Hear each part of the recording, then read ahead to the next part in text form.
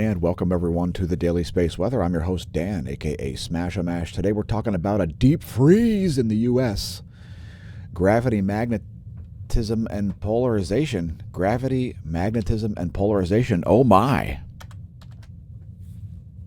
Speaking of gravity, magnetism, and polarization, here's a view of the local yellow dwarf, to which some people refer as the sun. We don't see any sunspots. We see quite weak solar output in general, both at the sun's location and at our location.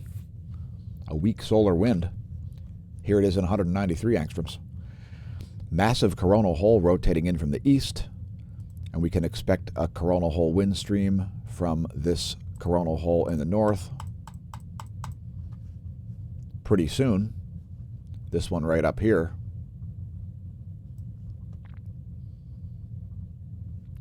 We can expect a coronal hole wind stream from that in like 2 days.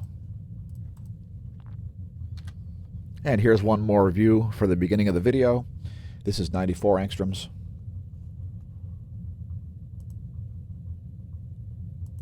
And coronal holes are indeed the feature du jour.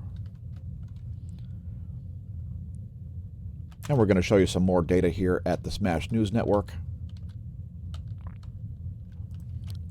such as locations of planets. Here's where things are located in the solar system. I would note this scary, spooky isosceles triangle between Earth, Jupiter, and Uranus. Please understand the difference between a black hole and Uranus. And please don't have your head up Uranus. It's very cold out at that planet.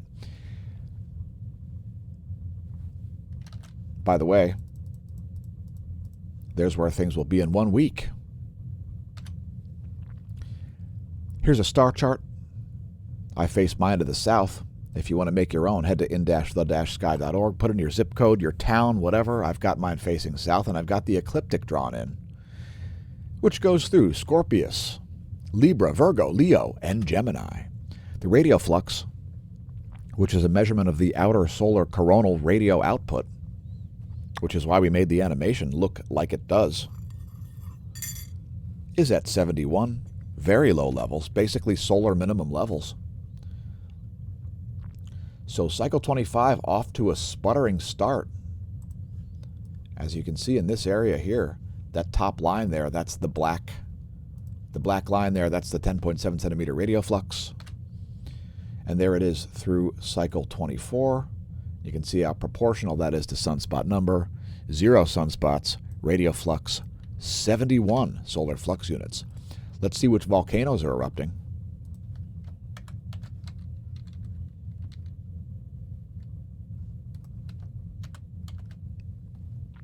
Turns out Popocatépetl is, although no volcanic ash observed.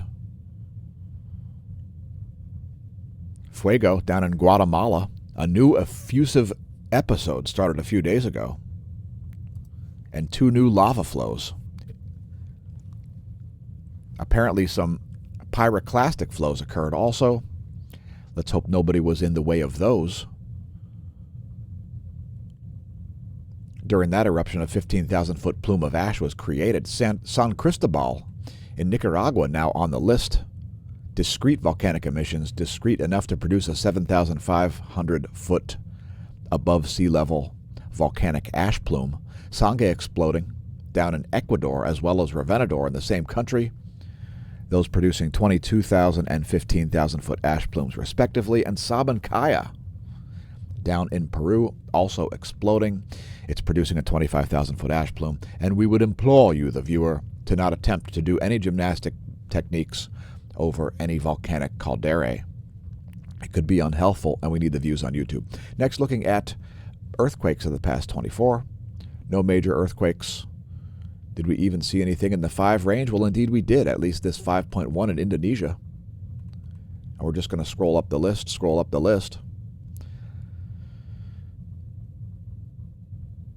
Some activity there north of India in the past couple days. That's all I'll say about that. Here's a 5.2 in the Aleutian Island chain, out in the middle of the North Pacific.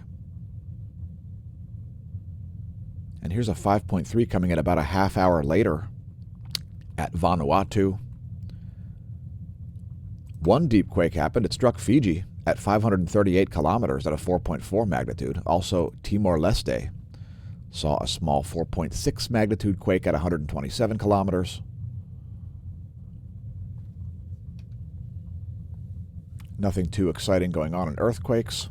Here's an extremely shallow quake at Hawaii, no doubt underneath the caldera of Mauna Loa. And indeed it is. You can see the location of that. Somewhat right underneath the main caldera. That quake occurring at 1,500 meters above sea level. Something like 4,700 feet above sea level. And here is a 4.5 deep quake at Fiji at a depth of 548 kilometers. This smAsho stream was streamed live at twitch.tv/smAshomash. They've got a great mobile app. It'll notify you when we go live. We don't always go live onto Twitch. And if you only watch on Twitch, please don't forget to subscribe over on YouTube and BitChute. There are exclusive videos there as well. Speaking of exclusive videos, here's an exclusive one on Instagram. And it includes our rib recipe, which we've also updated on the forums. This is sweet hot boneless country ribs.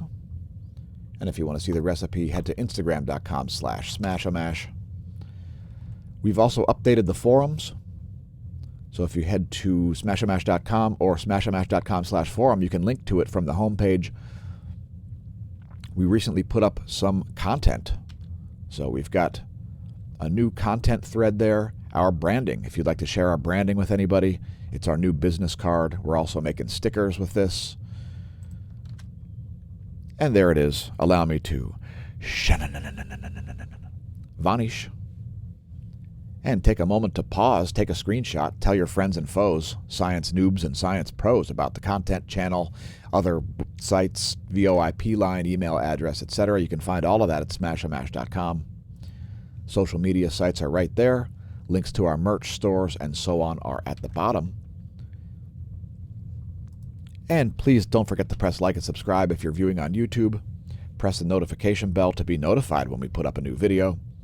Check out our new Smash of Hazard theme if you haven't checked that out. Shout out to Mr. Keebler. And don't forget to share the content on your social media. We need your assistance to get the videos out there, as I don't think the algorithms like us. Next, also on BitChute.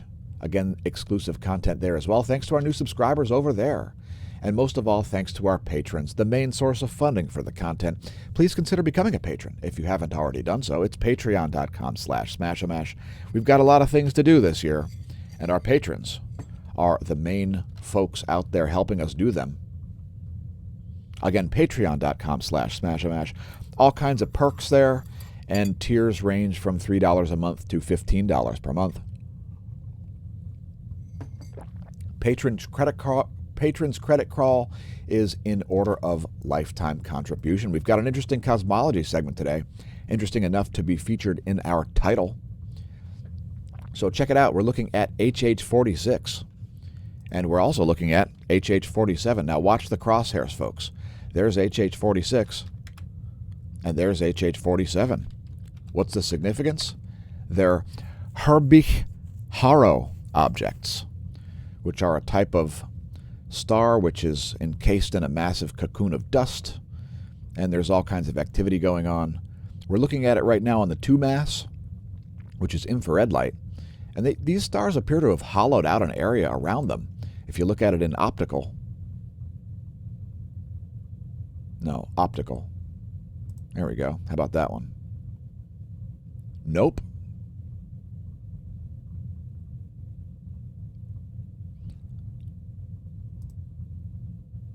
All right, so there's a really good optical band, and you can see that void that seems to be hollowed out around those Herbig-Haro stars. And you can see some filamentary stuff going off in this direction, and a void, and then some filamentary stuff in this direction.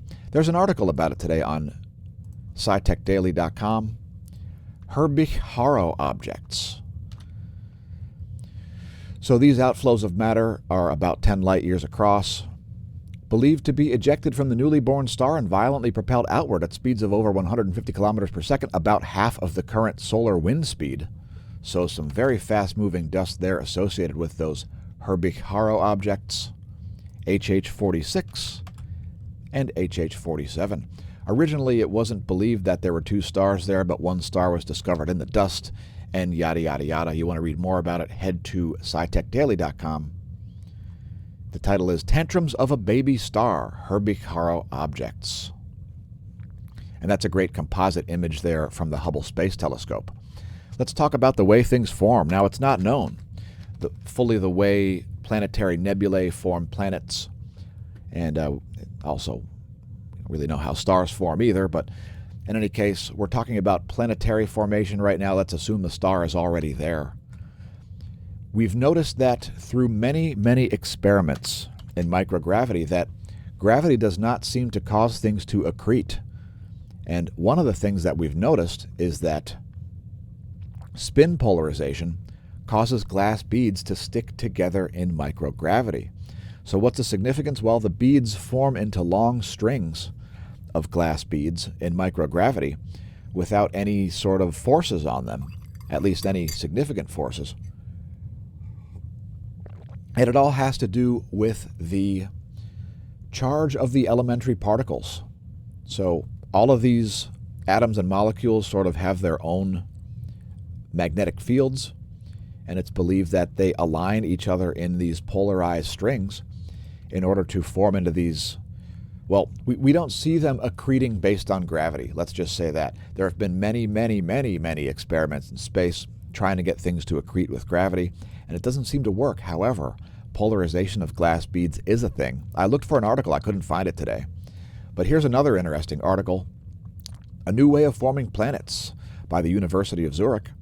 And what you're looking at there is an artist's impression of a quote, accretion disk, a protoplanetary disk with magnetic field force lines.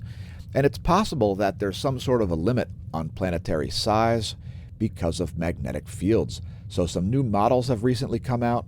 So maybe have a read on this article. It's kind of interesting in that now they're using not only gravity and inertia, but they're also using magnetism to create models of planetary formation. So now this is basically just about models, but just the fact that anybody is taking into account the magnetic fields within the protoplanetary disk is a big deal. So maybe check out this article if you haven't yet, as we're seeing astronomy, astrophysics, cosmology, etc. rewritten before your very eyes, and thank goodness, because it's been a mess. Let's talk about one more object.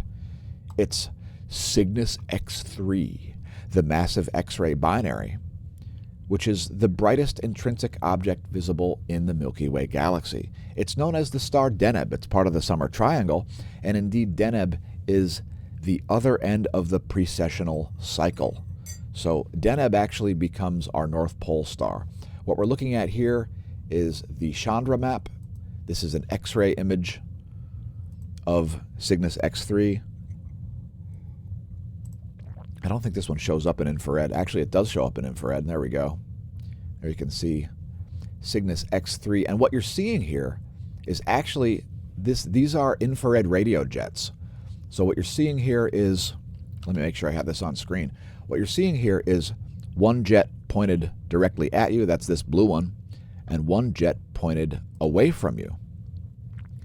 And that's because this thing is emitting this jet, which is sending cosmic rays all the way to Earth.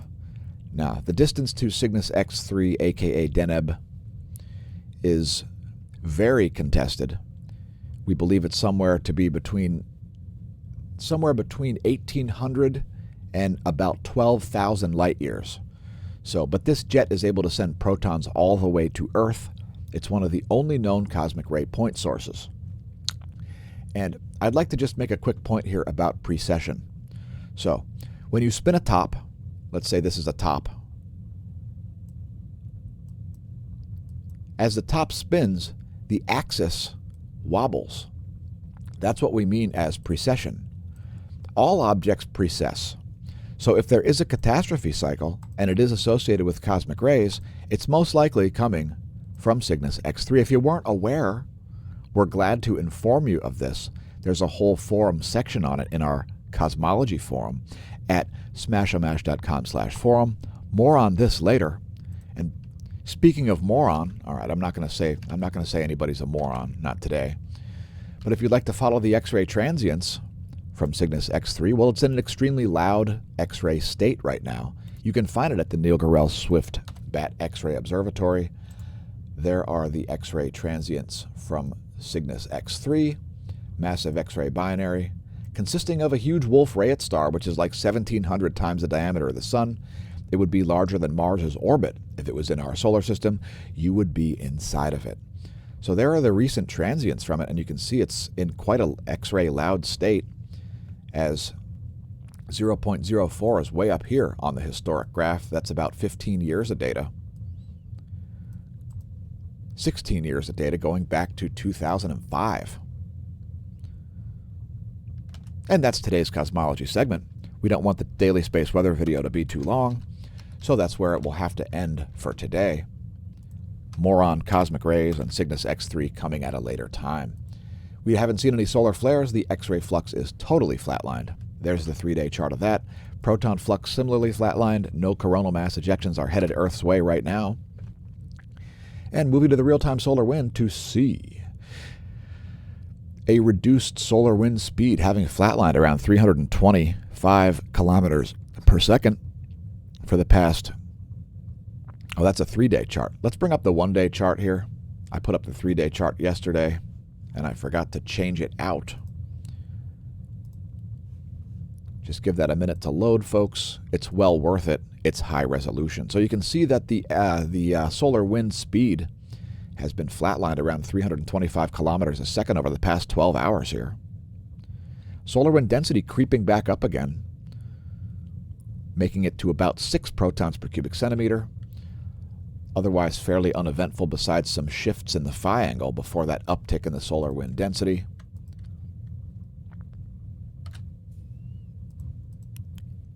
Global geomagnetism is at a Kp of 2, and the Kp index is the measurement of global geomagnetism. Here's a visualization of the magnetosphere. It's 4 hours of data. Its magnetohydrodynamic pressure measured in nanopascals. And you can see the main pressure is on the magnetotail region as the solar wind gets reaccelerated as it leaves the Earth's geospace. And we see a slow and low-density solar wind. Here are global magnetic perturbations. We're looking at changes in the Earth's B field here. And those changes are pretty minor here with such a slow solar wind speed. And that dust coming out of those Herbig-Haro objects is just under half of the speed of the solar wind speed, to put that into perspective. We covered those during the cosmology segment. If you didn't catch it, go back and check. We'll probably make a clip of that also so you can watch it separately. Anyway, that's 4 hours of data, not a lot of changes in the Earth's B field. And we see high GOES magnetometer readings here for the past day, having reached a low of only 80.3 nanotesla. So never getting below 80 nanotesla there on the GOES magnetometer. Some high readings. And before we look at more magnetic data, let's take a look at the most current imagery of hydrogen alpha. We'll go to El Teide. It's the most recent. This is a ground-based hydrogen alpha telescope located in El Teide, Spain.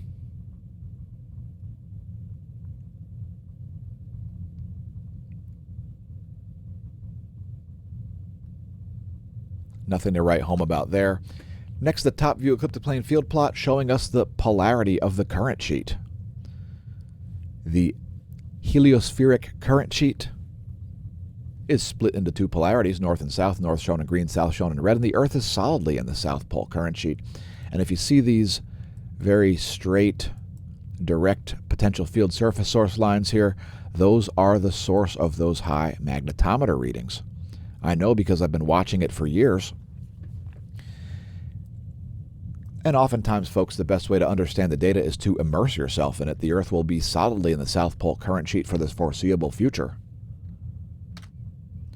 Here's a different view of the same data. It's the line of sight field plot. It shows you the sun's B field in blue, as well as the poloidal fields in green and red, and the solar magnetogram.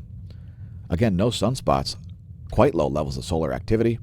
Massive coronal hole rotating in here from the east. You can see that in the southern hemisphere in red. And here's a magnetic field plot of the solar corona, the sun's atmosphere. A chaotic place indeed. It shows you open potential field surface source lines in black or purple and closed ones in pink. Next, we're looking at a diagram of the atmosphere. And if you're wondering where the GOES 16 makes its measurements because you're a new viewer, well, thanks for tuning in. Here's the Ionosphere layer at about 300 kilometers. It also shows you penetration of electromagnetic radiation into the atmosphere and the temperature of the thermosphere during solar minimum and solar maximum. Here's another diagram showing you the Van Allen belts since we're going into electron states next. The Van Allen belts, there are 2 sets of them during most times. We get a 3rd set during geomagnetic storms. Keep in mind the altitudes here are in miles and here they're in kilometers. We don't see any charging hazards caused by those electrons in the Van Allen belts right now. Here's the 3-day chart. And here's me checking the life of the stream before I move on. And everything looks just fine. Here's a 1-year chart of the electron flux to put it in context, and you can see quite low levels here. And here's a visualization. I wasn't sure if this one would load, but it did. Give it a moment. It's the total electron content forecast. It'll give you an idea of where the GPS errors would be located, and the closer to red you see those blobs turning, the greater amount of GPS error you could expect in those areas. We usually see the highest levels of GPS errors around the equator at noon, and we see some anomalous levels of electron flux at nighttime here, and that's typically what we see during low levels of electron flux.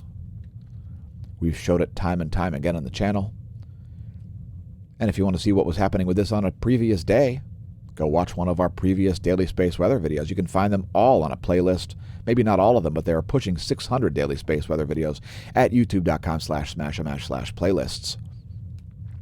Here's the greater than or equal to 2 mega electron volt electron flux forecast model. And the forecast is for a further dip. I'm going to disagree once again and say there's going to be an increase. That purple dot is my forecast.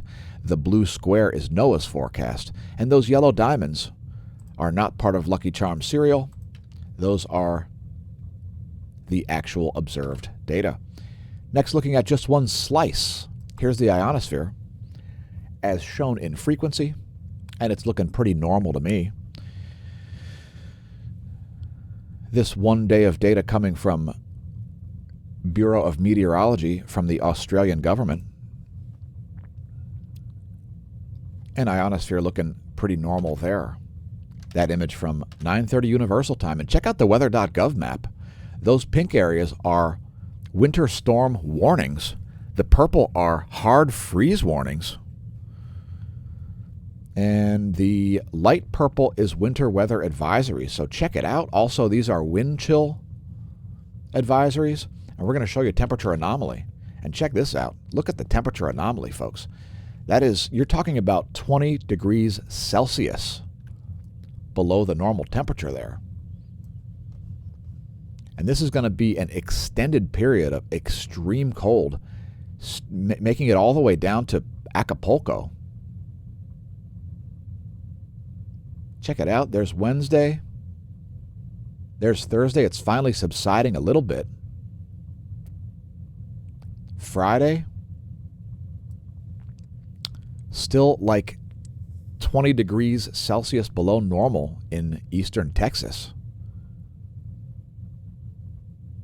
Finally moving out of there by Saturday. So a full week here of extremely anomalously cold temperatures. across the entire central portion of the U.S. in the GFS forecast. So we're going to see some jet stream stagnation undoubtedly as that plays out. Yowzers.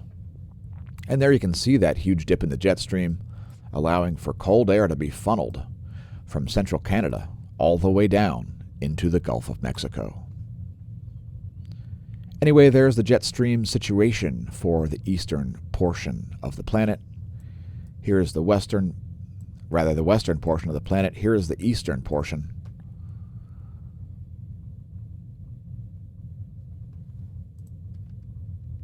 Moving on with meteorology topics. Here's windy.com's pressure maps.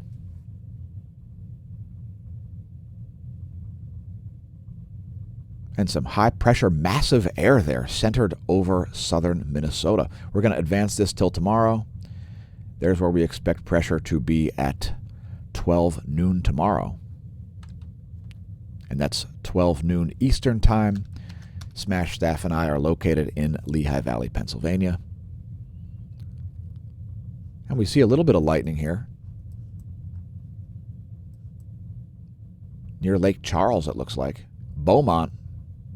Hey, Beaumont, there's thunder rolling in. Oh, look, it's Nederland, a town named after the Netherlands. I wonder if they have canals. I wonder if they'll be frozen. Let's hope not too much damage happens, although there's already lots of damage. Hey, Houston, go out and look to your east. You may see some interesting phenomenon above those thunderheads. As thunder rolls into Beaumont, I like to use lightningmaps.org to convince my friends and foes that I'm perhaps Thor. Next, we're looking at a cloud map. It's the NASA GOES shortwave radiation at 3.9 nanometers that show us the clouds at nighttime. Were you aware that water emits radiation? Well, it does. It'll ruin your radio telescope imagery if you have a tiny wisp of fog going over it. There's the water vapor. There is the shortwave radiation map. Again, water vapor, clouds, water vapor,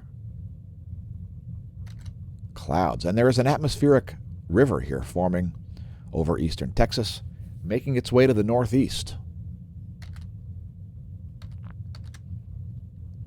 Here's a U.S. Doppler radar map. We've got heavy snow across eastern Texas, northern Louisiana, Arkansas, Kentucky, almost all of Missouri, almost all of Indiana. And again, massive power outages. It's bad times. Over 1 million customers out of power in Texas, 250,000 out in Oregon, 150,000 out in Virginia, 34,000 out in North Carolina, and 10,000 more out in Kentucky. Let's hope they get that squared away ASAP. As civilization turns into a Walking Dead scenario within 24 hours of the last gas being used up at the gas pumps. Hey, SMASH team, thanks for tuning in. Thanks for promoting us instead of fraud. Please don't forget to visit our links. Consider becoming a patron, patreon.com/smashamash, or pick up some merch. You can link to all of that at smashamash.com. And don't go anywhere. And don't forget to press like and subscribe, by the way. Otherwise, the SMASH News Network could continue to burn like this. And we don't want that, so press like, press subscribe, press share, and share on your social media, especially if you're an influencer. And thanks to all those larger channels out there who've helped us in the past and will help us in the future. Whew, let me put out that fire. YouTube.com/smashamash. And here come the bonus features, which will be the solar colorized magnetogram and intensitygram to show you 0 sunspots. There's the magnetogram. We do have an area of significant magnetic organization over here. It's all South Pole oriented. As you can see, it is mostly in yellow there. North Pole is shown in green. And we've got a couple more solar imagery sections for you here. We'll show you the colorized magnetogram in 171 angstroms, the composite.